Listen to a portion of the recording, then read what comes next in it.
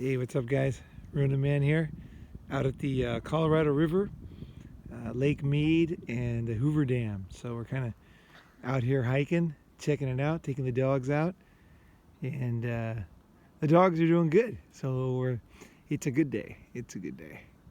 So beautiful out here. And I just thinking, somebody commented the other day about how it can be taking the red pill can be lonely, in the sense that you don't fit into society.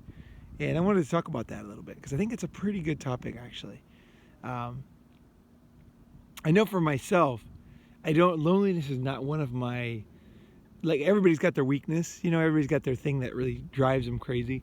That's not one of mine, because I am a very social person, so I have a lot of friends and we're always out doing stuff, and I don't feel like that's like a big thing for me. But maybe that's why when I do rarely feel lonely, which is, like I said, not common feeling for me, when I do, it kind of hits me. It's like, whoa, if I'm doing it, maybe it's like a nice Sunday afternoon like this, and today's not Sunday, but like a Sunday afternoon when everybody's on a date, and everybody's like, they look from the outside like everything's perfect, and because I've never been married, so I don't know really what's going on. But I know that every once in a while, and I don't know how often this is, but I'll feel lonely. And when I do, I think what most people do when they feel lonely, I think, is they cave in. So they do whatever it takes not to have that kind of feeling. They'll do whatever it takes, like get drunk, be with people they don't want to be with, go somewhere they don't want to be, and then just somehow squash the loneliness. I think it's something like, when you're in a room and like there's a bunch of people and you're all like talking or whatever, and then suddenly nobody talks, nobody says anything, and then some people, they feel this need to talk even if there's nothing to say. And I think that's the same kind of thing. It's like filling the loneliness or filling the void, and I know for myself, if you're MGTOW for, like, say, a month, or 2 months, a year, whatever, it's a little different than if you like, for most of your life, like your whole life.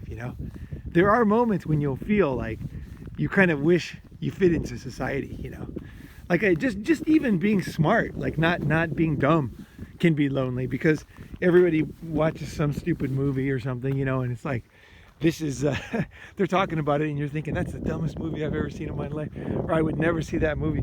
But just the camaraderie of other human beings can be attractive in a way, and I think for myself, when I've had to deal with this, what I kind of do, what I do is, first thing is I recognize it, because recognizing your feelings, I think, is an important thing, actually, in life. And it's one thing that guys are not very good at. It's not like a guy's strength. But the thing is, guys, is when you do something that you're not good at, that's when you get the most benefit.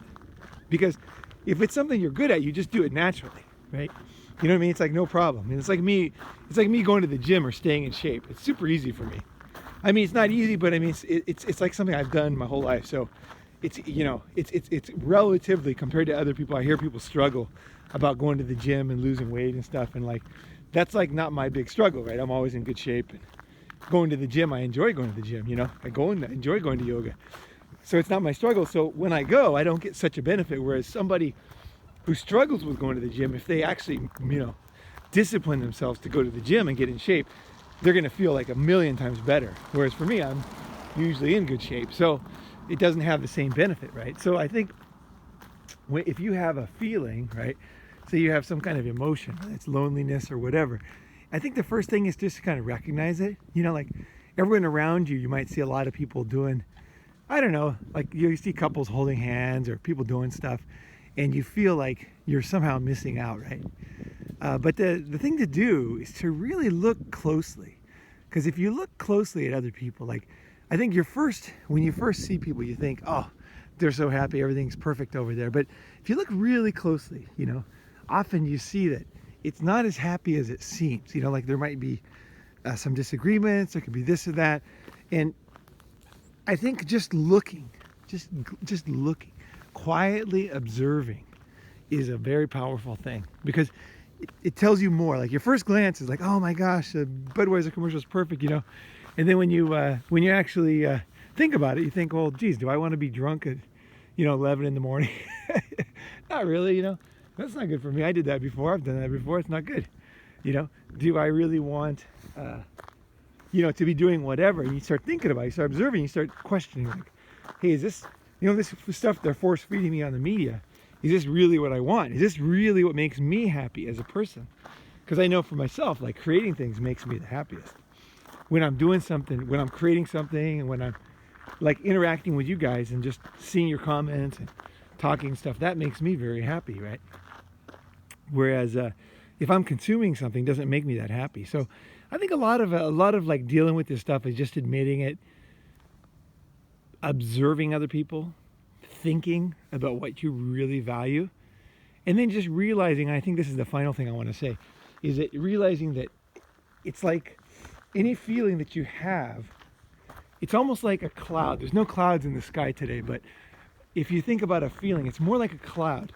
A cloud just kind of passes over your head, as you walk by or whatever, you'll see a cloud. Just you lay down on the grass, you'll see clouds just kind of pass over your head. That's the way feelings are. They just blow past you. You just sit there and watch them. It's like a cloud just moving. You just observe it.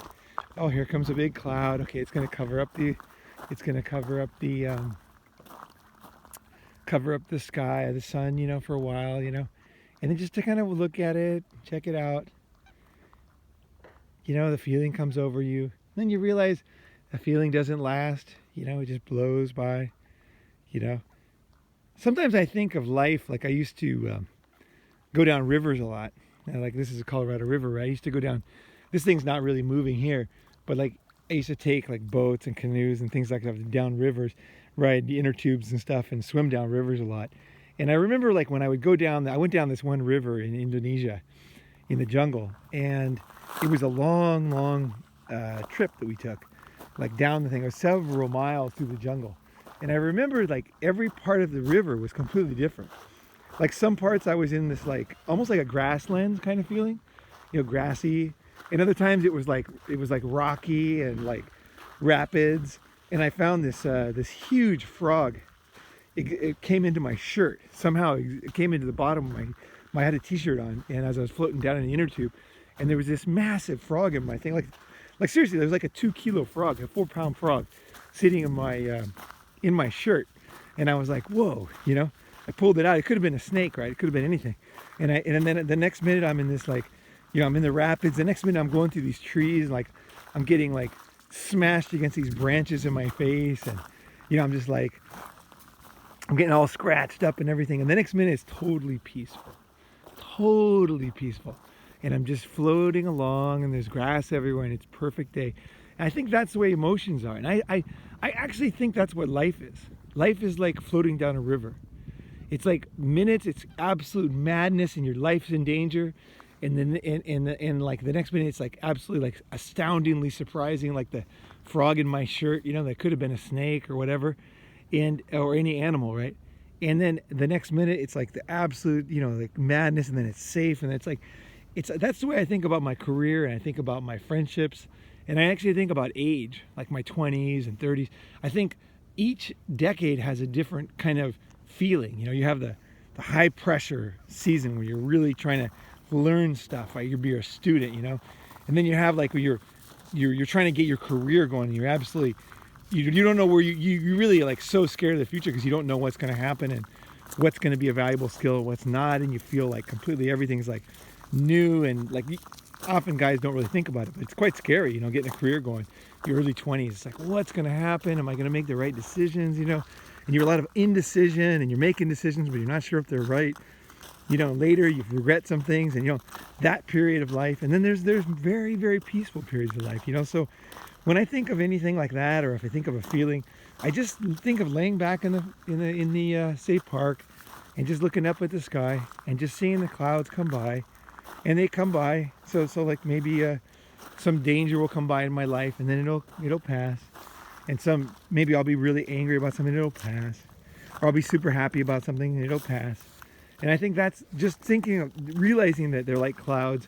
Emotions, experiences are just temporary, and they will pass. And also they're almost not even part of me. It's like they're just kind of rolling over me, you know. I think, and observing them and realizing that they're not so bad, you know, or they're not so good. I'm just like watching them. It's like, oh, that's interesting. That's an interesting feeling, you know. That's an interesting thought. I think that's the way I look at those kind of emotions. And like, if you have this kind of attitude, it's much easier to be outside the mainstream, because you're really slowly, what do you call it? Like, it's like, I don't know what you call it. It's like you're consuming your life, you know. It's like you're like a fire consumes the wood, you know. It's like you're just sucking it in. You're enjoying it in the moment, you know, and letting those feelings happen, because there's nothing wrong with a bad feeling. It's a bad feeling comes, and usually the bad feeling for me is usually a very specific reason. You know, something happened, and so that bad feeling is a natural thing. If I cover that feeling up, it's not going to help me deal with that situation. In fact, that bad feeling probably tells me I need to do something, right? Like if I have an injury, you know, and the bad feeling is telling me to bandage that thing up or to be careful with it or do something, right? It gives me some message, you know? So listening to those bad feelings is actually really important. You don't want to sit there and think about them all the time, but you want to observe them and say, wait a second, you know, this is a feeling I have and I'm not stupid. This is like a serious feeling. What is causing this? Why am I like this? You know, how long is this going to last? What is it, you know, and then just to absolutely pause and let it go over you.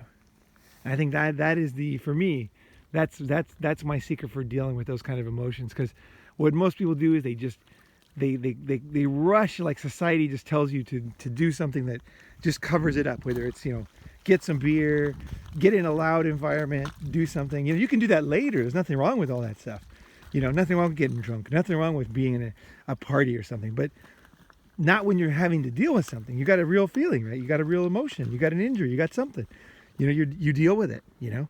I think that's the one of the keys in like emotional stability, and also in self-healing. When you have a problem, right, you can fix it, right, because you're not hiding it, you know. I think that's one thing I don't like about some channels, is they're just like, they encourage people to be like very emotional and very like you know, get super involved in it. I think it's more about observing and just being honest about it and just thinking like, why is this happening? You know, what did I do to cause this? You know. Oh, he's checking out the old ducks there. Look at that. Oh, yeah, those ducks are pretty cool. Pretty cool. Yeah. Let's see. Can you get out there? Can you swim out there? You gonna try to swim? Yeah, I don't think so. He's just gonna observe it. Check it out. I don't know if he's ever seen ducks. This is like a city dog here. Bringing him out here in the wilderness. All right, guys, thanks for watching. I hope that helps. And, you know, I think this is one thing I really see missing. I see a lot of blaming. I see a lot of anger and that like that. But I don't think that's what life's about. Life is more, it's like a soup, you know. A lot of different flavors in there. A lot of different flavors. All right, guys, have a good one. And signing off from the Colorado River.